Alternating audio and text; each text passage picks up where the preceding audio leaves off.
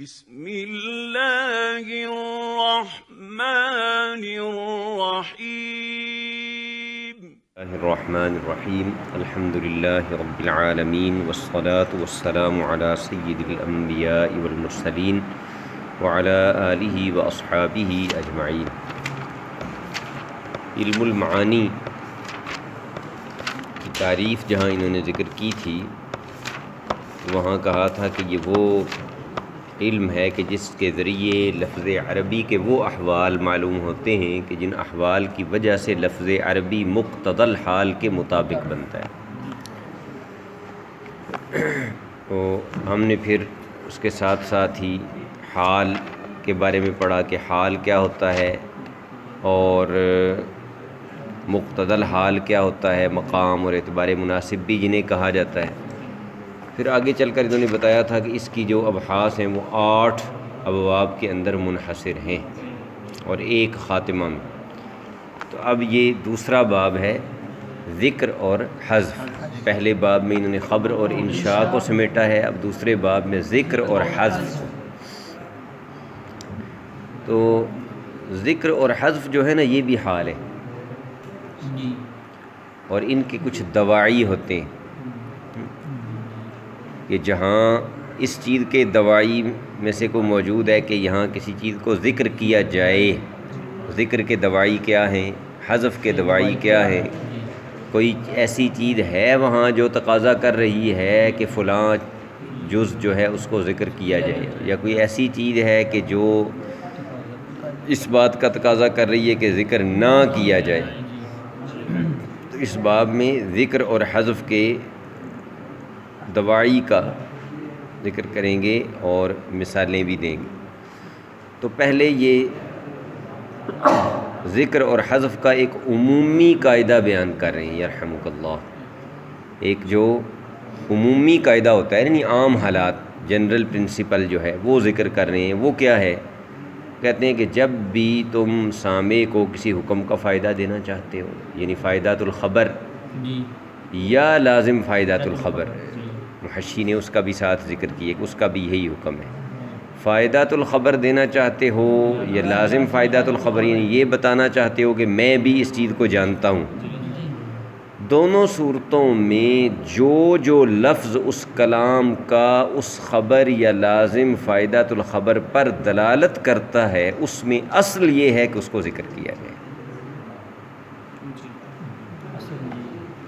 سمجھ آ گیا؟ یہ بنیادی قاعدہ ہے کہ جب آپ کسی کو فائدات الخبر یا لازم فائدات الخبر دینا چاہتے ہیں تو جو الفاظ کلام کے فائدات الخبر یا لازم فائدات الخبر پر کسی طرح بھی دلالت کرتے ہیں، اصل یہی ہے کہ ان کو ذکر کیا جائے۔ کیا مطلب؟ مطلب یہ کہ جب ذکر نہیں کیا جائے گا تو کوئی قرینہ درکار ہو، اصل کے لیے تو قرینہ نہیں درکار ہو، حقیقی معنی کے لیے، معنی موضوع اللہ کے لیے تو قرینہ درکار نہیں ہوتا۔ قرینے کی ضرورت تو ہوتی ہے جب آپ اصل سے ہٹتے ہیں۔ سمجھ آ رہی ہے؟ ایک جگہ پر بیٹھنے کی جگہ بھی ہے، کرسیاں بھی پڑی ہوئی ہیں اور ایک بندہ کھڑا ہوا ہو، دو حالتیں ہیں نا، ایک ہے بیٹھنا اور ایک ہے کھڑا ہونا۔ اگر وہ بیٹھا ہوا ہوگا تو کوئی نہیں پوچھے گا کیوں بیٹھے ہو، کھڑا ہوا ہوگا تو پوچھا جائے گا جناب بیٹھے کیوں نہیں۔ مطلب ہے اصل سے بات ہٹے گی تو سوال پیدا ہوگا۔ اور جو لفظ بھی ایسا ہے کہ جو کچھ اس نے بتانا ہے وہ اگر اس کو ذکر نہ بھی کرے تو باقی بچ جانے والا وہ بتا سکتا ہے۔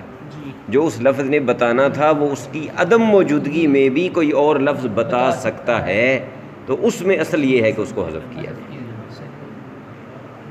اس کو ذکر کرنے کے لیے کسی قرینے کی ضرورت ہو۔ یہ ہے بنیادی قانون۔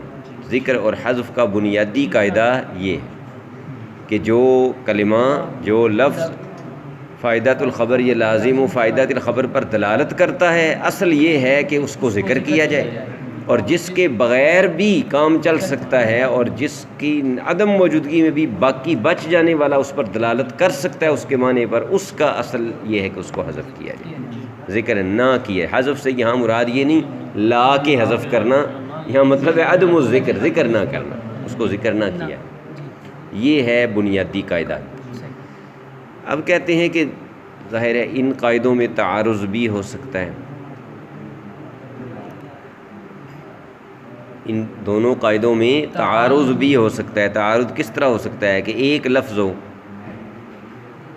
اور اس کے بارے میں یہ فیصلہ نہ ہو پائے کہ آیا یہ جس پر دلالت کر رہا ہے تو وہ فائدۃ الخبر یا لازم و فائدۃ الخبر کا حصہ ہے اور اس کو ذکر کرنا ضروری ہے، یا اس کو نہ بھی ذکر کیا جائے تو جو باقی بچ جانے والا ہے تو وہ اس پر دلالت کر لے گا، لہذا نہ ذکر کرو۔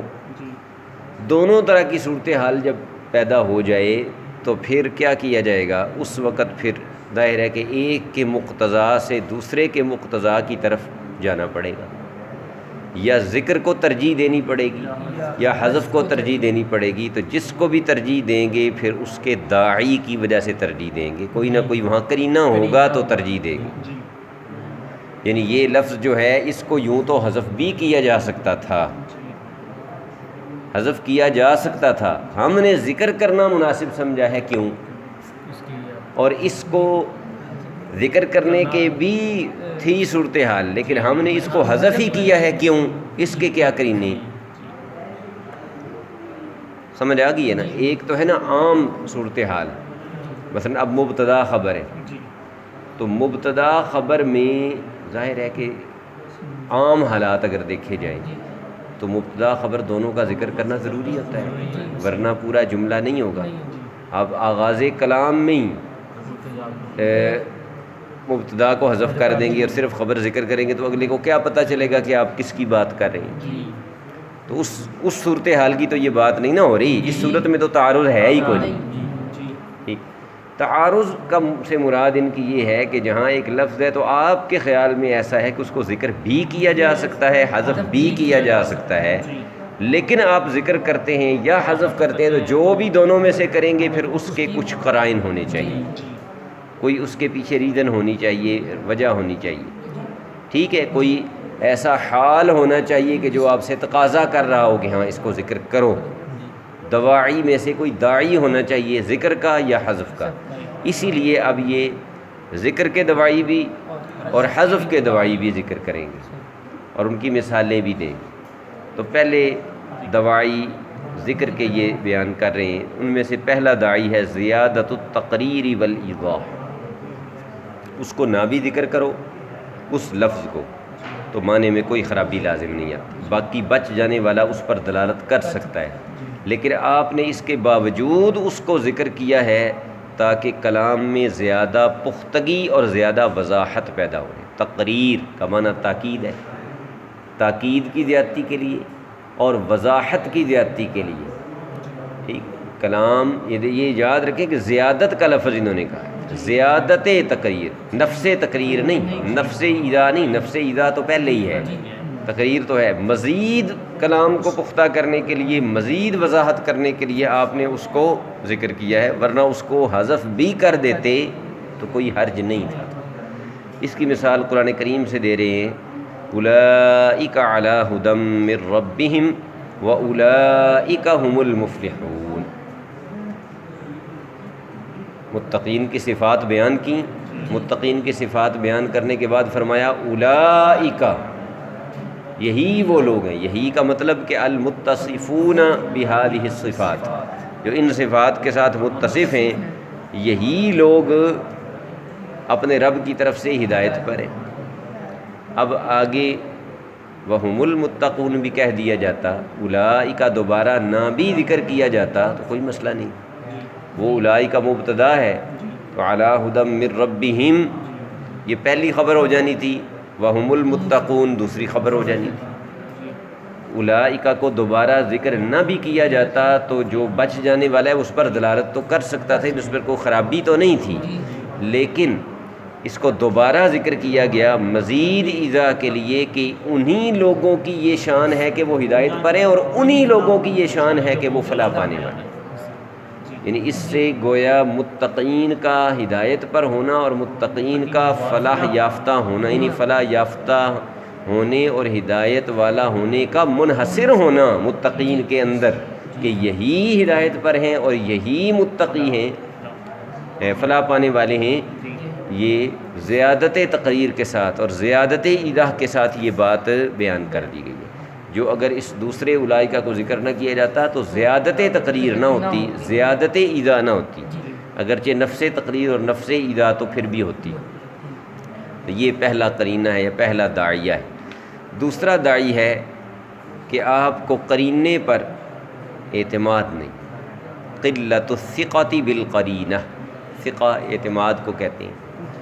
اعتماد کی قلت ہے، قرینے پر اعتماد کم ہے آپ کو. کس کے قرینے پر؟ یعنی اگر اس لفظ کو آپ حذف کریں تو کر سکتے ہیں، کیونکہ اس کے حذف کا قرینہ موجود ہے، پیچھے ایسی چیز ہے جو اس پر دلالت کرے گی، لیکن وہ قرینہ ذرا کمزور ہے، ٹھیک ہے، یا سامع کا فہم کمزور ہے. تو آپ کو قرینے پر اتنا اعتماد نہیں کہ اگر میں اس کلمے کو حذف کر دوں تو پتہ نہیں سامع قرینے سے اس کو سمجھ بھی پائے گا یا نہیں. تو اس میں ذکر ہی کرنا بہتر ہے. قرینے کا جو ہے نا ذوف یا فہم سامع کا ذوف، یہ داعی ہے، یہ اس بات پر ابھار رہا ہے کہ نہیں اس لفظ کو نہ چھوڑو، اس کو ذکر کرو. اس کی مثال ہے کہ آپ کہیں زید نعم الصدیق، زید کتنا اچھا دوست ہے. یہ آپ اس وقت کہیں کہ جب زید کا ذکر پہلے ہو رہا ہو، زید کے بارے میں ہی بات چیت ہو رہی ہو، تو آپ پھر بھی کیا کہیں؟ زید نعم الصدیق.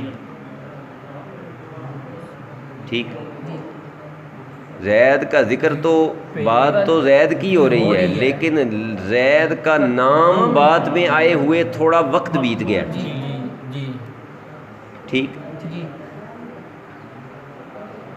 زید کا کلام میں صراحتاً نام لیے ہوئے تھوڑا ٹائم ذکر ہے. یہ مطلب ہے طال عہد السامع بھی، کہ سامع کا عہد لمبا ہو گیا، مطلب یہ کہ اس کو سنے ہوئے کافی دیر ہو گئی.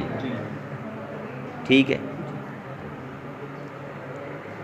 یا ایسا ہے کہ زید کا ذکر بھی ہو رہا تھا اور زید کے ذکر کے دوران کسی اور کا ذکر بھی ساتھ ہو گیا، اگرچہ قرینہ موجود تھا کہ آپ یہ بات زید کے بارے میں ہی کریں، لیکن کیونکہ اور کسی کا بھی ذکر آ گیا تھا تو آپ کو پھر اس میں فہم سامع پر اعتبار نہیں رہا کہ ہو سکتا ہے وہ اس سے نہ سمجھ پائے. تو آپ نے کیا کہا؟ زید نعم الصدیق. تو زید کے ذکر کا پہلے ہونا یہ قرینہ تو حذف کا ہے نا. قرینہ تو یہ چاہتا ہے کہ زید دوبارہ نہ کہا جائے، لیکن سامع چونکہ کافی دیر پہلے اس نے سنا ہے اور پھر کسی اور کا کلام بھی ہے، تو اس نے قرینہ، کسی اور کا ذکر بھی کلام میں آ گیا، تو اس لیے اس نے قرینہ کو کمزور کر دیا ہے. ٹھیک ہے، تو ایسے قرینے پر اعتماد کرنا یہ ضعیف ہے، اور احتیاط یہی ہے کہ زید کا ذکر کر دیا جائے. تیسرا داعی ذکر کا وہ تعرید بغباوۃ السامع، اشارہ کرنا اس طرف کہ سامع غبی ہے. تعرید کا معنی ہوتا ہے کنایے میں کوئی بات بیان کرنا، ٹوک مارنا جسے کہتے ہیں پنجابی میں. تو غباوت سامع کی طرف اشارہ کرنا کہ یہ غبی ہے. غبی کسے کہتے ہیں؟ کہ جو بات کو فوراً نہ سمجھے، جس کا ذہن فوراً بات تک نہ پہنچ سکے. مثلاً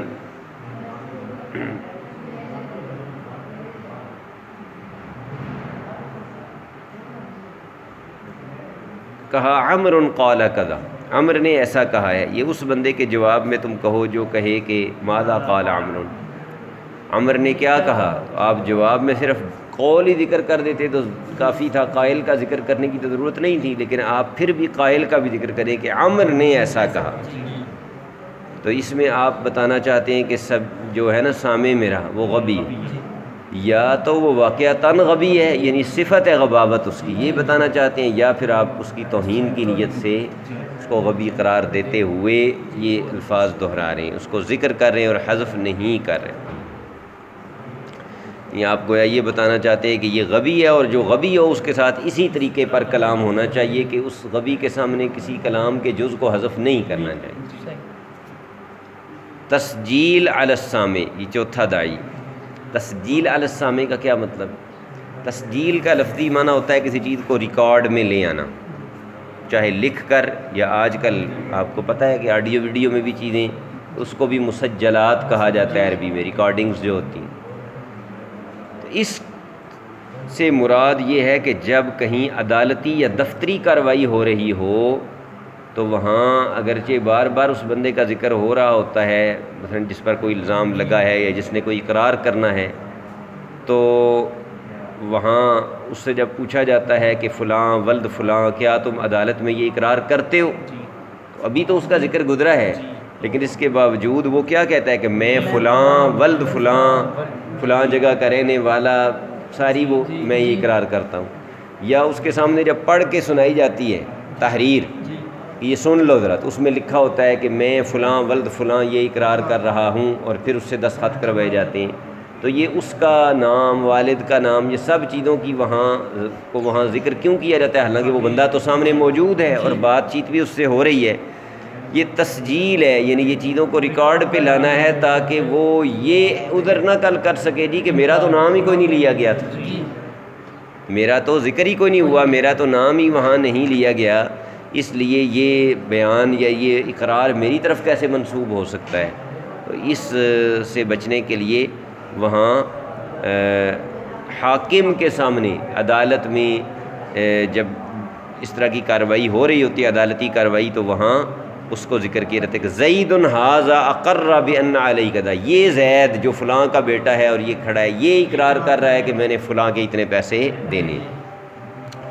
پانچواں داعی جو ہے نا وہ ہے تعجب، یعنی اظہار تعجب۔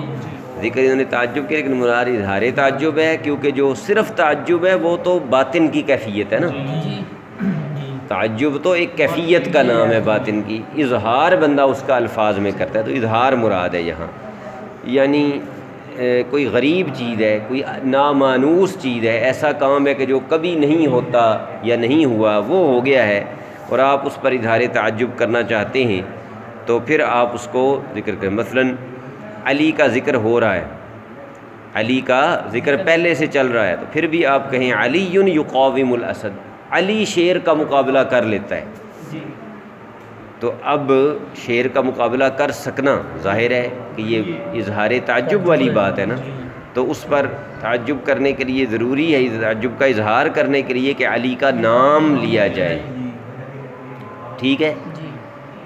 محض جو تعجب ہے نا، خود نفس تعجب کے لیے تو کچھ بھی ذکر کرنے کی ضرورت نہیں، نفس تعجب تو دل میں ہونا ہے، وہ تو سوچ کر بھی ہو سکتا ہے کسی چیز کے بارے میں، لیکن جب لفظوں میں تعجب کا اظہار کرنا ہوگا تو پھر بھی اس کا نام ذکر کر دیا جائے گا، یعنی یہ داعی ہے اس چیز کی طرف کہ حذف نہ کیا جائے، ذکر کیا جائے تاکہ تعجب کا اظہار ہو سکے۔ چھٹا داعی جو ہے وہ ہے تعظیم یا اہانت، یعنی لفظ کوئی ایسا لفظ ہے کہ اسے ویسے تو حذف بھی کیا جا سکتا ہے، لیکن ذکر اس لیے کرے کہ اس لفظ کے اندر مذکور کی تعظیم ہے اور اس لفظ کے اندر مذکور کی اہانت۔ مثلا بادشاہ کہیں گیا ہوا تھا لشکر لے کر جنگ کے لیے، یا جو کماندار ہے وہ گیا ہوا تھا لشکر لے کر کہیں لڑنے کے لیے، تو کسی نے پوچھا آپ سے کہ حل رجع القائد، وہ کماندار واپس آ گیا ہے؟ تو اب اگر آپ صرف اتنا کہیں راجع، تو یہ تو صرف فائدہ الخبر ہی ہوگا نا، کوئی زائد چیز تو نہیں ہوگی۔ اب آپ زائد چیز بھی یہاں بتانا چاہتے ہیں، کیا اس کی تعظیم یا یہاں، تو آپ یوں کہیں رجع المنصور، رجع المہزوم، فتح یاب ہونے والا آ گیا یا شکست کھانے والا آ گیا۔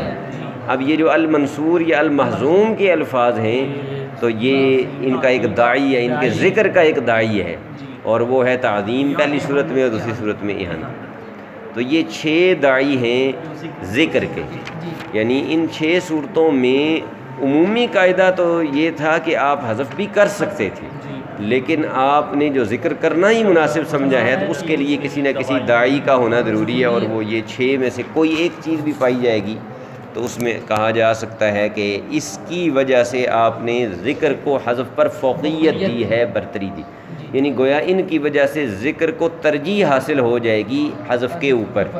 اسی طرح پھر آگے یہ چل کر بتائیں گے حذف کے دوائی، 10 دوائی انہوں نے آگے حذف کے ذکر کرے۔